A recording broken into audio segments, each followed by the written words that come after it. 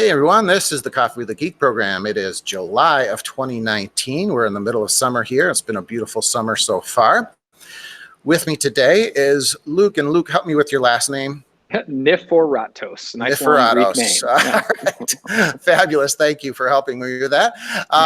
And Luke is a graduate of the University of Denver. We'll start with that. You are also the Chief of Staff and Senior Policy Advisor for SAM, which we will dig into for those of you who are not familiar with that. And you also, before that, you were in the healthcare industry and you worked for a nonprofit community healthcare organization. And you also founded 2 digital health companies, kind of interesting there. You live in Colorado now, which is where you, I think, maybe got some interest, and we'll again explore this road in just a minute about marijuana legalization and that sort of thing. Colorado, of course, was one of the first states that changed laws in that respect. So with that, thank you, Luke, for joining me today. And also, I just want to say, before we dig too far down the road here, I saw you on a C-SPAN interview, and that's actually the C-SPAN interview is on your website.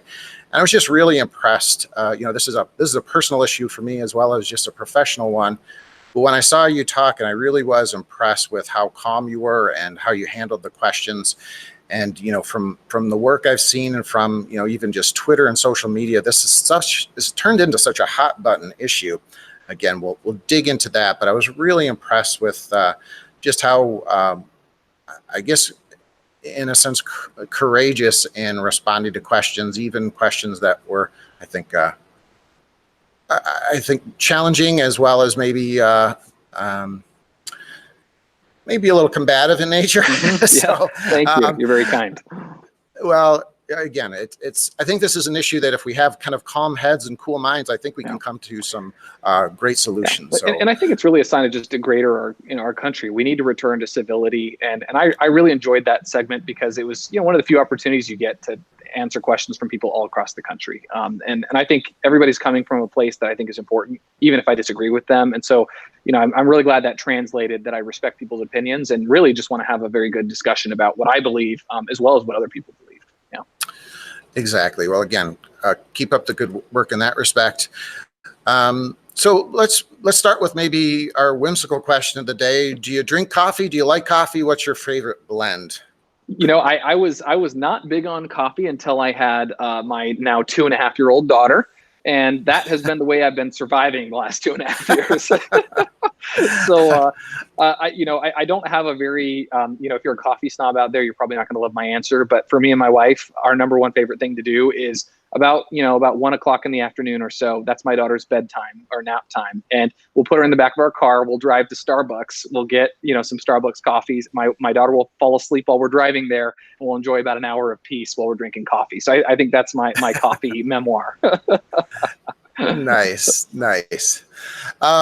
So I guess let's just start off and let's dig into SAM, Smart Approaches to Marijuana. Can you just tell me about the organization? Tell me about its goals and long-term focus? Absolutely. So our organization, we're SAM, Smart Approaches to Marijuana. We're a nonprofit organization focused really on 2 things: education and policy. So we want to educate today's public about the harms of marijuana, the latest science of marijuana. What are its medicinal benefits? What are its harms? Kind of what is the latest cutting edge research? And then on the policy side, our mission is to, first of all, educate people on marijuana, and second of all, reduce marijuana use. So we want policies that put public health first, not profits and kind of this big industry that now is really taking over marijuana. So that's kind of what we're looking to do. We started about 6 years ago. Former Congressman Patrick Kennedy of the Kennedy family, who actually, very kind of unfortunately, very publicly had an opioid use disorder, a substance use disorder, and thankfully has gotten free from that and has done a lot of great work on substance use since then.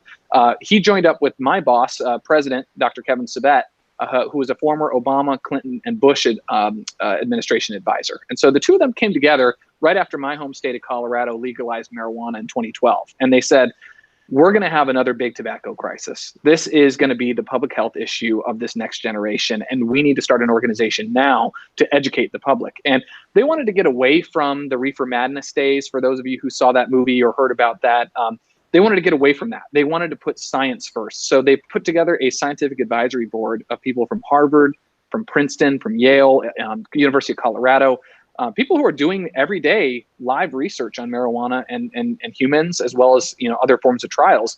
So we put our money where our mouth was as an organization from the get-go in terms of we wanted to do it differently.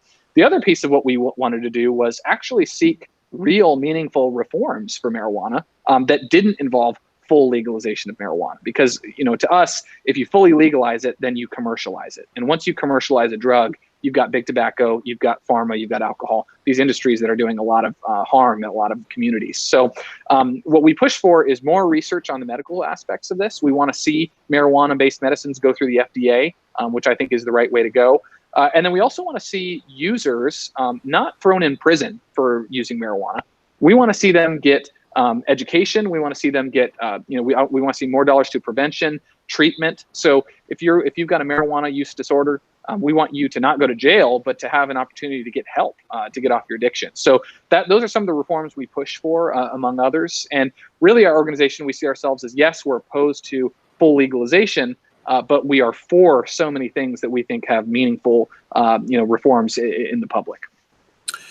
So tell me, you're in Colorado, so you're kind of at the tipping point of the legalization game. So you have that experience, and you also had mentioned, or I had mentioned, you were part of the healthcare industry. Yeah. So can you give me kind of a tale of your journey to coming to SAM? What brought you here? I know you've already kind of hit on some pieces, but great question. Yeah, so I always knew in my life I wanted to do something that was going to have a beneficial impact on the public. I wanted to do something that was going to make people's lives better. And I felt like coming out of college, the best possible place I could do that was healthcare. I loved the fact that no matter what aspect of healthcare you worked in, whether you were a clinician or administrative or IT or operations or whatever you were doing, it was all towards that ultimate goal of helping the patient, helping people get better. So that was important to me. So I spent a lot of time working for nonprofit community health centers that served only uninsured patients or people who could barely afford much care of any. So that was very meaningful for me, helping them get behavioral health services, helping them get medical and dental services in rural communities in Colorado as well as in the inner city. So really enjoyed that for several years of my career. And then I went on to work for a large hospital system. And that was where I saw really the problems of healthcare, especially on the digital side. I was working on kind of I was basically managing teams to implement healthcare IT systems throughout the 16 hospital, 400 clinic system I worked for. And I noticed that doctors were getting left kind of on the side of the road with this whole tech revolution in healthcare. And I thought to myself, these electronic medical record systems that are just so kind of cumbersome for doctors to deal with, there needs to be a lot more innovation. So I thought of some app ideas that we could develop, and I decided to run with one of my ideas. So I left my job, and I did this stunt company. It was called Doc Buddy. I did it for about 2 years, and first year of that 2 years, I was without pay, and I was newly married, and you have to put your heart and soul into these things. So definitely suffered a lot, but it was worth it because at the end of 2 years, I was able to sell my company, which I'm very grateful for. And that app continues to this day, helping doctors deliver better care. So I'm proud of that. Fast forward now, obviously the whole time I'm living in Colorado legalized marijuana, and I had been living that. I got married, and we had a kid, obviously, and even before we'd had Shiloh, that's my daughter's name, even before that, I had noticed a change in Colorado. Since we legalized marijuana, it was, our state used to be known for fitness and wellness and the mountains. And, every time I tell somebody I was from Colorado, they say, oh, do you ski or snowboard? But I noticed a significant change. Now, when I tell people I'm from Colorado, they say, oh, do you use weed? Or, you guys legalized pot. And that really, it just made me sad that my state was known for that. And, you smell marijuana everywhere now. And so all those things were really concerning to me. And a lot of my friends had, kind of voted for legalization because they wanted to get people out of prison. But then they're kind of regretting it now because they see all these pot shops in every corner, and there's just, kind of candies laced with marijuana. There's a lot of different stuff going on that people just didn't know was going to happen. And so I was very opposed to it, after kind of seeing the results. And, Kevin, my now boss, he was actually coming through town a couple of years ago to speak in Colorado. And I had a mutual friend, and he introduced me to him, and I thought, wow, you are this is the leading national organization to fight against, this kind of spread of this new industry. And I had to jump in because, I had kind of this business experience. I had my public health experience. So much of what I saw when I was working, especially at the hospital system, was man, there's these top 10 illnesses that hit our system. All of them are made worse by drug use, and a lot of what we asked about in the clinic rooms was, do you use alcohol? Do you use marijuana? Those were common questions you had to find out to see if that was exacerbating the illnesses some of these patients had, these comorbidities. So for me, it was a no-brainer that it's not a good idea to have more people using marijuana, just from a public health perspective. And so I think that's what really made it a passion for me. And then obviously, now having a 2-year-old, I don't want her to grow up in a generation where marijuana use is so prevalent, just like tobacco or any other drug. It's interesting you said that. A couple of years ago, my daughter and I took a trip to the Netherlands. We had an exchange student daughter. And, of course, whenever you tell somebody, you're going to Amsterdam, that's the immediate thing they do, the red light district or, marijuana. And, when I told our, exchange student, daughter in Amsterdam, that's what everybody says. Whenever you say, hey, I'm going to go to Amsterdam. And she had that same kind of reaction. It's so sad that that's what people think of with Amsterdam. And, again, it's such a beautiful city with so much to do. And that's such a, to me, it was just a minuscule part of what that city is and what the Netherlands is in general. So it's interesting that you had said that. I agree. Yeah. Colorado. I mean, there's no shortage of things to do there. Hike, kayak, beautiful mountains that the state's always been known for. But we recently had a mayor election, and both mayoral candidates said they didn't want to be the city that's known for, basically illegal drug use. And yet here we are. Kind of. It's very sad. So from, the work you've done with Sam, education is certainly a concern of mine. And of course, being a parent, that's also a concern. What is some of the research saying about kids and marijuana use? And to me, just common sense to me says the number one risk user is probably young males. Because, again, this is a generalization, not a stereotype, but young males are often risk takers. And maybe just start from that jumping point. And so the average marijuana user is a young adult male, white, actually usually kind of in the 20s, but still, I consider that young. Your brain's really developing until you're about 26, 28. And that unfortunately is the sweet spot for the average marijuana user in the country.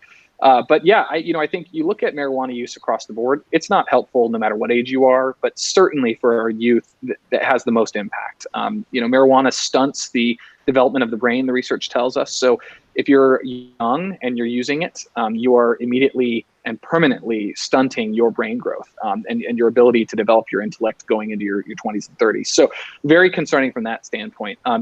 Basically, a lot of the harms that marijuana is known to be associated with are much worse if you use it in your youth. So, starting with IQ, if you start using marijuana regularly in your youth, and we're talking, anytime basically before 18, maybe 16, you're looking at a permanent 6 to 8 point IQ loss that you can't get back, as scary as that sounds. And 6 to 8 points may not sound like a lot, but that's actually a difference between a letter grade. For youth. So it is it's significant. So that's one issue. If you're a youth and you're regularly using marijuana, you're about 4 to 5 times more likely to develop schizophrenia or some form of psychosis later on in life. That's, unfortunately very established research that we're seeing out there. They'd had a number of longitudinal studies that looked at your GPA over time as a regular marijuana user in high school. And for every marijuana user they looked at, it was much, much lower, the GPA was, than students who did not use marijuana. So it impacts your academic performance. There are a number of long-term studies that have been done on graduation rates for marijuana users. Again, that's a point where, they actually did this major study in New Zealand that found that basically they were less likely to graduate, more likely to be on welfare, regular marijuana users were, if they started in their youth, more likely to be on welfare, more likely to not be working or be looking for work. And this was a study of over 1,000 people that followed them over 40 years. So there's a lot of research out there right now. One of the misnomers out there is, look, we don't have any research on marijuana because it's illegal. Simply not true. There are more than 10,000 research studies that have been done on marijuana. We have a lot of great research in terms of impact on the brain, on development, especially among youth. So, the research I'm quoting today, you can look it all up. It's all out there. That's real research done by peer-reviewed institutions that we have out there. So we know it's a harmful drug. Look, it may not be as graphic and grotesque as you'll see with somebody on heroin sitting in their car passed out with their children in the back, like that famous video we saw. people aren't seeing those videos, so it's not readily apparent how damaging marijuana can be. I look at marijuana as one of those kinds of insidious drugs that, it starts to harm people and hurt outcomes over time. And it's kind of like a boiled a frog type drug that I think is equally concerning. It's just a longer period of time. But certainly for our youth, there are a lot of issues that present themselves. And if you're, a young kid and you want to really perform well in school, I think the last thing you want to be doing is doing marijuana or really any other drug. I'm going to kind of flip-flop my order of questions here and kind of tailor it. Again, I'm in education. And I love reading educational blogs as well as educational technology blogs. And, it's a general trend. I don't have a research study per se, but, kind of, I did some searching, just a general search of some of, educational blogs just to see what topics came up. And I would say if you do a search of, say, vaping or meth, you'll get a lot of hits on those educational sites, on those educational blogs. But when you put marijuana or marijuana legalization, you won't get a lot of hits, at least from recent hits, but you'll get some ones and they're more almost pro legalization. I guess the common one is, if legalization says teens use it less for, that's kind of that study that goes out there. And if you want to take a shot at that one, by all means. Yeah. So I guess my question is, on your website, you say, you're part of, mental health professionals,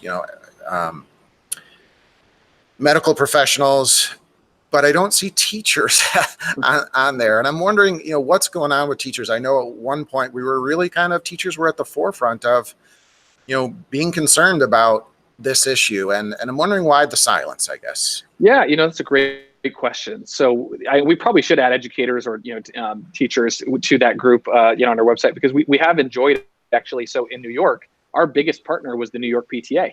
The parent teachers, so they were probably the single biggest reason why we were able to stop legalization in New York was because of them. So I do think educators and parents especially, and some teachers have really stepped up to the plate and started to kind of raise the red alarm about, 5-alarm fire about this, that I think it's a big problem. But you're right. There's not a lot of stuff in the blogs out there. There are a lot of people who are very kind of nervous about talking about marijuana. And I think there's a couple of reasons for that. I think, one piece of this is that there's just not this sense of kind of an impending legalization. I think a lot of people think that the states are going to fight this out, but it's really not going to affect me. And that, federal government's not going to pass this and I don't have to worry about it. But what we're trying to say is let's set the politics aside for a second. As educators, we can all agree we don't want our students using marijuana. And obviously, there may be some educators who say, Luke, you know what? There are bigger problems. I don't want my kids using meth. I don't want them using, whatever other drugs.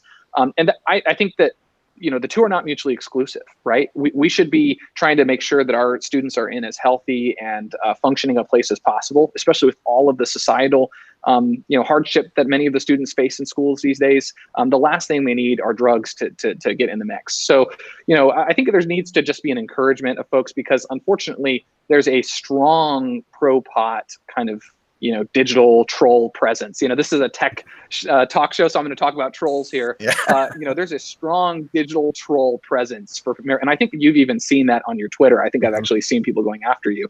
And so they have folks that, I don't know what they're doing for a living, but they seem to be on Twitter a lot, and they will jump on. They'll say very mean things to people who may not even be against legalization, but people who are just questioning, is this really a good idea to have more marijuana use? And they even get attacked for that.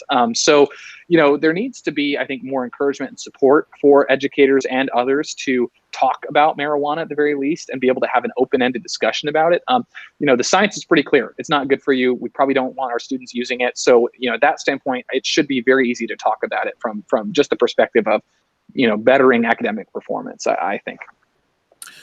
Well, and you tailored into my last question, which is, again, I complimented Alex Berenson. I'm sure you're familiar with his book, Tell Your Children, which is a good read. I'm still in the middle of it. But, again, Alex, from his interviews and things, is just a very reasonable, I think, down-to-earth person that's trying to alert us to the dangerous effects of marijuana, especially in mental health. And yet, I complimented him saying, just like I complimented you, I admire your courage for being out there on social media And I got hit back pretty hard, and within a few posts, it's already name calling, usually from anonymous Twitter users. Yes. With 0 followers, and they're following like 2,000 people. I don't know why it's always like that. They never have their face on the picture either. Exactly. So there's this, and again, I think that's one of the reasons for the silence, especially with educators, where we pretty much want to stay below the radar on this issue.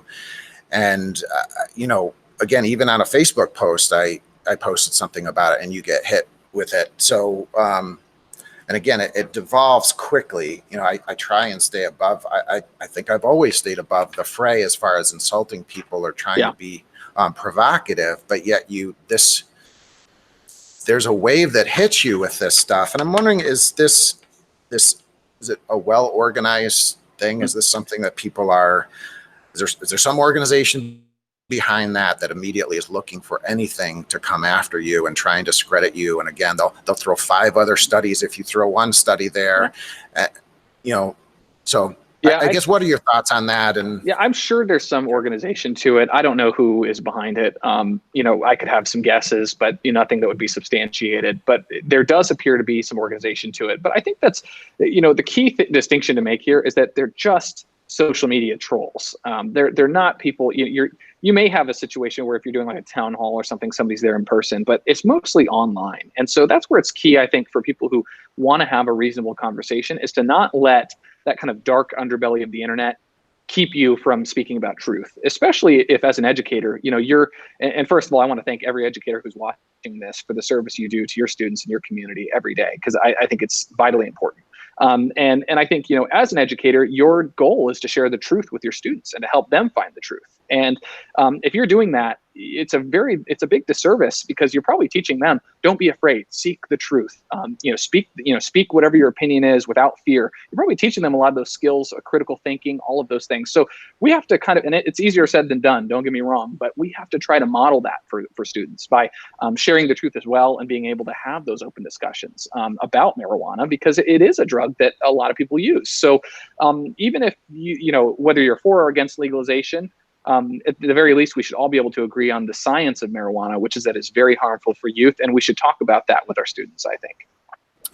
Well, that's great advice, Luke, and I really appreciate that. And again, it takes a lot of fortitude to deal with some of these. So I really respect you for putting yourself out there. And again, I know they're trolls, but it hurts sometimes. It does. Yeah, the whole sticks and stones thing, it's not true at all. Words do matter. So there's no saying that it doesn't hurt in some way, but it's just, from my perspective, it's a calculus of, is what I'm saying worth it? Do I believe that what I'm saying is the truth? Do I believe that what I'm saying may help somebody? And my answer to both of those questions is yes. So to me, it's worth it. And I think that as educators, you have to face angry parents. You have to face, a whole lot of, I think educators are facing some of the most scrutiny and pressure they've faced ever, maybe in this country. So I know you're up to the challenge, and I think marijuana is just another one of those challenges, but it's a worthwhile one to engage with, because the minds and the lives you're going to save down the road, as well as the families and the generations forward that you will impact, I think make it all worth it. That's a great sentiment. Thanks, Luke. All right, so now we'll transition and we'll have a little fun. These are the Speed Geek questions. Great. I'll modify them since you're not an ed techer, but I wish I was. Maybe I'll try to do that for my next startup. We'll see. All right, well, let me know. All right, so the first one is, what's your whimsy? Star Trek, Star Wars, Star Trek, Harry Potter? What's your whimsy? Can I throw Lord of the Rings in there? Does Absolutely. That count? Okay, Absolutely. So I will tell you, I am the biggest Lord of the Rings fanatic you've ever met. So you can come up with your own GIFs, and texts and stuff. My GIFs are always Lord of the Rings, and people call me a total loader nerd, but that's just who I am. So if there's ever a moment where there's a relevant soundbite from Lord of the Rings, I will remember it. I'll quote it, and people will say, "What are you talking about?" I say, "Haven't you seen Lord of the Rings? Come on." Or read the books. Come on, right? Yep. Exactly right. All right. Well, let me ask you, were you disappointed with the Hobbit movie remake?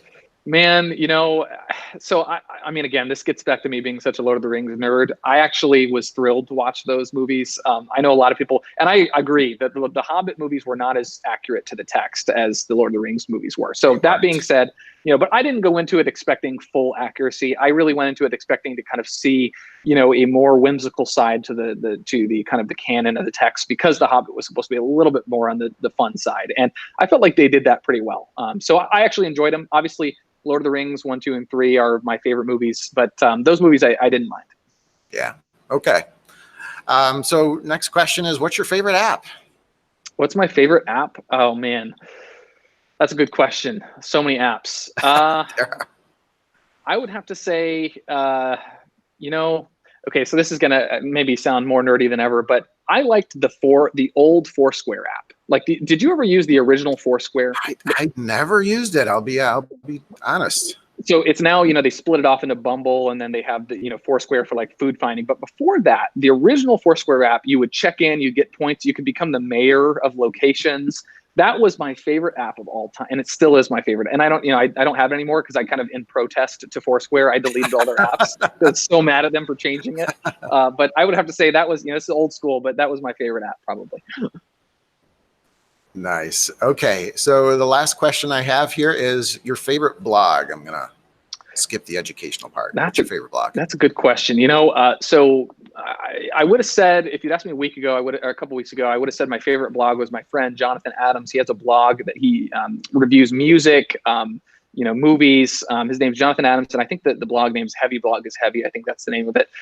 But now I would say, actually, I'm really enjoying a good friend of mine who's actually a reporter in Chicago. He just switched beats, and he's got a new blog, or I guess you call it, it's more of a newsletter, but I'd call it a blog, where he does deep dives into kind of the presidential contest right now, writing kind of interesting insights into different candidates and different, struggles in some of these swing states. I've been really enjoying the work he's doing as he's kind of getting this off the ground.